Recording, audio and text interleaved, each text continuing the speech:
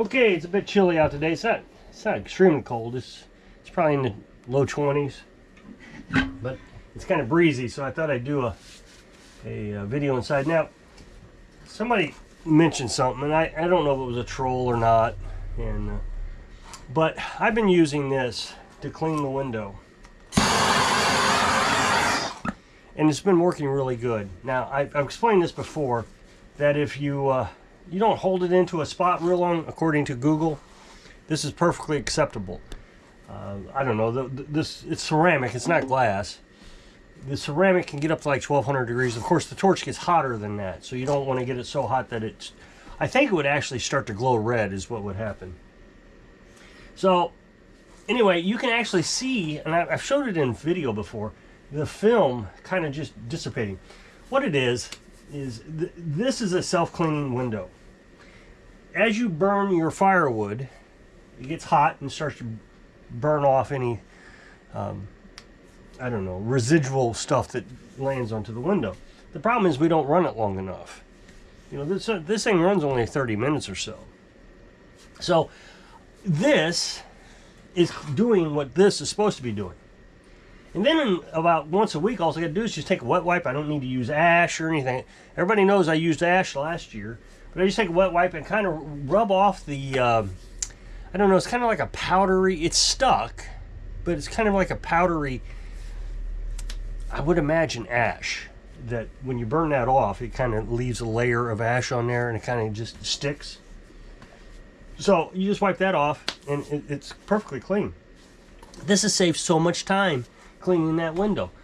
And the thing is if it's hot, you can't really wash it anyways, but you could use this. If a piece of wood falls on this and you're in the middle of a big burn, all you have to do is just take this and it'll burn that right off. You want to be careful.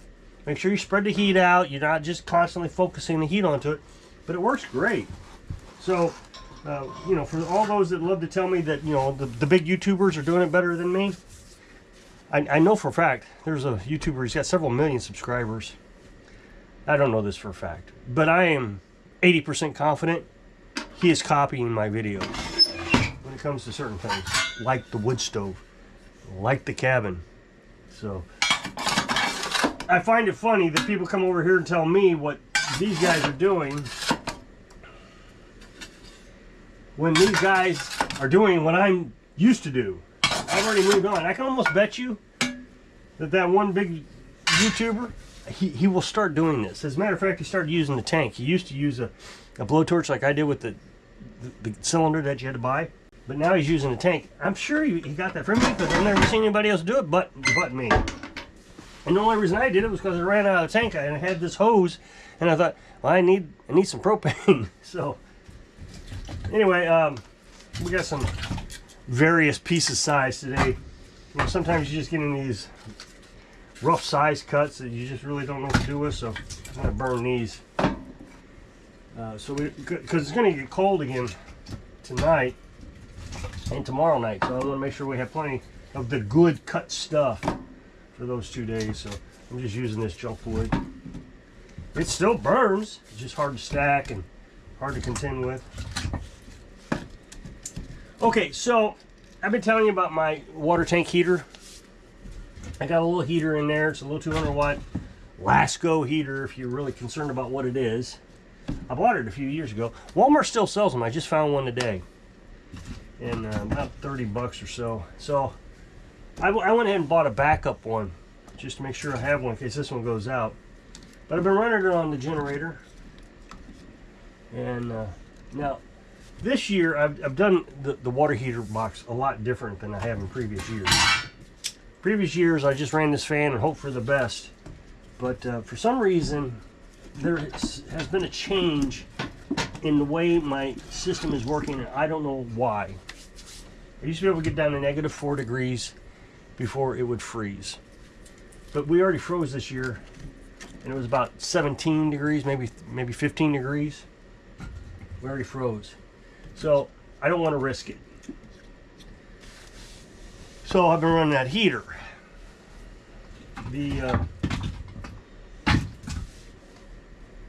and I'm trying to get a sense of when it shuts off, turns on. So when it got really cold, down into the single digits, I was running that heater 24 hours a day. Now, see, on these cloudy days, I can't hook that heater up to the solar panels. It just takes the battery away too fast. So I have to run that generator 24 hours a day.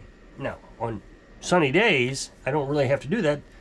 But on the other hand, the temperature usually goes up when it's sunny. So like for the last 2 days, it's been in the 30s. So I didn't even have to run that heater.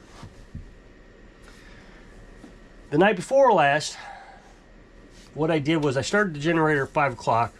I always like to try to have a fresh set of batteries before I go to bed, especially in these cold temperatures.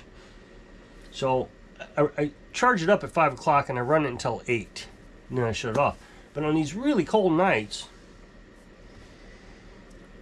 during the winter, I should say, I let it run out of gas. So what happens is it lasts about 6 hours. So I started at 5, and about 11 o'clock or so, it shuts off. The generator shuts off.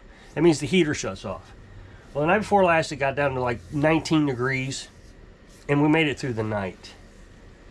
But last night, I did that same process again, and we got down to 15 degrees, and I got these little thermometer alarms.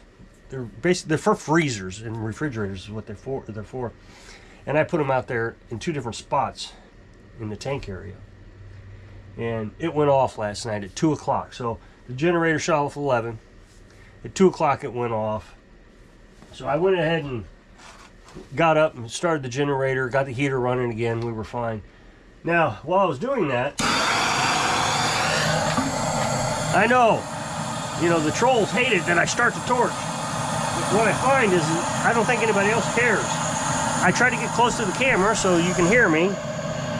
The AI can hear it because it's still doing the CC, closed caption perfectly. So I'm sure you can hear me. It's just, background noise. So somebody said, I can't hear you with that. I know you can hear me. You're just making a big stink like a little baby. So anyway, at 2 o'clock, when I got back up the hill, I went and started a fire. It was 65 degrees in the house, I think. It wasn't really that cold. We can let it get down to about 55 degrees, 50 degrees, somewhere around there, before I'm really worried about getting the wood stove started. But I thought, well, since I'm up, I'll go ahead and do it. Well, that was a waste of firewood. That was a terrible idea. I don't know how to explain this. I'm sure somebody's going to tell me, oh, that's just not right, or whatever. They're going to have a solution to the problem. When you're at 65 degrees and you start this wood stove, depending on the temperature outside and the wind conditions, that's all we need. We don't need anything more than this. It'll die off, and it'll be 80 degrees in the house by the time it all settles down. But on nights like last night, I loaded it up, went back to bed. And I really thought that was all I would need. I wouldn't need to add any more wood to it. Because when it's really cold, you load it up like this, and then it'll get you up to about, 68, 67 degrees, somewhere around there. You throw a couple, just maybe like 2 more pieces of wood in there like this, and that's all you need, and it'll get you up to 80 degrees. What I've noticed is that there's no flames in the stove at 70 degrees. I probably should have put in another piece of wood at 69 degrees when there were still flames. Otherwise, I won't make it to that 80 degree mark. So last night, of course, I went back to bed, so I wasn't able to monitor it. So it completely burned out the wood. I got up this morning, and it was 73 degrees in the house. 2 hours. I got up at 4:30. So it never got up to temperature. So that means, by 5 o'clock, I had to light the stove again. So we're at 3 hours, and I had to stack it twice. I had to use a full load twice. So those 2 extra pieces of wood is all I need. So I got to be cautious when I do things like that. Otherwise, I'm just wasting wood. I wasted an entire load of firewood simply by not staying up and monitoring if we were at 70 degrees when the flames died down. I feel like I have become a real expert on this wood stove in a tiny house. People are always criticizing how I do things, but I mean, I've got the temperature, how long it takes, how long I know that it's going to last, what's going to happen on a windy day, what's going to happen on a windy day at 30 degrees versus what's going to happen on a windy day at 10 degrees. And I know what I got to do. And I never have to open a window. Well, rarely. Rarely do I have to open a window. Occasionally we've had to. But Carolyn is so sensitive to the heat, you know, I would prefer to be hot. But it really bothers her and the dogs. I mean, the dogs don't like it either. So I really tried really hard to make sure I understand how this stove works. I know the difference between what oak is going to do and what walnut is going to do. Walnut doesn't burn as hot. So you got to adjust your thinking in the spring and the fall, because at 40 degrees you're putting walnut in and you're getting at the same temperature then in the house when it burns off as you do with oak when it's 10 degrees. And if you make a mistake and you put oak in when you should have been putting walnut in, oh my goodness, that's a terrible idea. And if you put walnut in when you should have been putting oak in, well, then you just wasted all your walnut. So I don't think anybody has ever taught anything at the level that I'm trying to teach. You know, these YouTubers that you guys keep sending me to, they live in the Northwest and they're using pine. Well, first of all, pine does not get that hot. So here they are up in the coldest areas in the country, burning a wood that's hardly even worth burning. And then it has all that creosote, you know, it's wet, it's got all that sap. You're not supposed to burn pine and cedar. It's just absolutely terrible. So, okay, so now I know that somebody from the Northwest, well, that's all we got up here. And I understand that. That's all you got. That's all you got. It's better than nothing. But you can't tell me that they're doing it better when they're not. They're learning from me. I mean, these guys just... One of the guys has a window that is just caked. Absolutely caked. That means he's burning what wood? He's burning pine is what he's burning. And he tells me, you know, because I commented, I said, do you have a moisture tester? Yeah, you got a moisture tester, but I don't need it. I know what I'm doing now. No, you don't, because your window's filthy. If it's that black, it means you're burning wet wood. So it may be that his pine is testing fine, below 20%, but pine's sappy. And that sap dries, and inside the sap is a moisture bubble. And it burns off and sticks to the window. And when you do that, you're losing 30% of your efficiency. No, 70% of your efficiency. So 70% is just going to burn water. So you're only getting 30% of the heat out of... So that means you're putting 100% effort into a piece of firewood and only getting 30% out of it. Whereas you burn oak and hickory, hickory is just... It's almost too... No, oak is too much, or hickory is just too much for this house. We have some. We were given some, so we didn't throw it away. But basically, you mix it in with walnut. Otherwise, I mean, you just could not burn hickory like we're doing with this oak right this minute. You just couldn't do it. It would cook you out. And so all you got to do is get online and look at the different BTUs per firewood. You know, hickory is, well, hickory's not the hottest, but it's the hottest in Missouri. I don't know, it might be the hottest. But, and so you look at how many BTUs per quart of wood, and walnut's like at 17%, oak's like at 30, or not, I'm sorry, 17,000 BTUs per quart of wood. 17 million BTUs per quart of wood, excuse me. Whereas oak is 30 million BTUs per quart of wood.